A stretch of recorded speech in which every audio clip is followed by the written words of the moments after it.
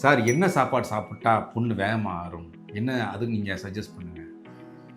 To be honest, நல்லா சாப்பிட்டுக்கிட்டு இருக்கிற பேஷண்ட்டுக்கு ஒரு புண்ணு வந்துருச்சு அப்படின்னு சொன்னால், அவர் நார்மல் சாப்பாடே சாப்பிட்டுட்டு ஒரு சுகர் பேஷண்ட்டாக தான் இருந்து தான் புண்ணு வரப்போகுது. அவர் சுகர் டாக்டர் என்ன அட்வைஸ் பண்ணியிருந்துருக்கிறாரோ அதை நீங்கள் சாப்பிட்டு வந்தாலே போதும்.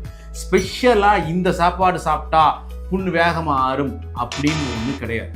சத்தான சாப்பாடு சாப்பிடணும், அது நம்ம நார்மலான சாப்பாட்டிலே நிறைய சத்துக்கள் இருக்குது. ஸோ ஸ்பெஷல் கேர் அப்படின்னு யாருக்கு தேவைப்படும் அப்படின்னா, ஒரு நீண்ட நாட்கள் உடம்பு சரியில்லாமல் இருந்து அவங்களுக்கு ஹார்ட் பிரச்சனை, வாதம் வந்து இப்படி நிறைய இருந்து ஒரு டெபிலிட்டேட்டட் கண்டிஷன்னு சொல்லுவோம்.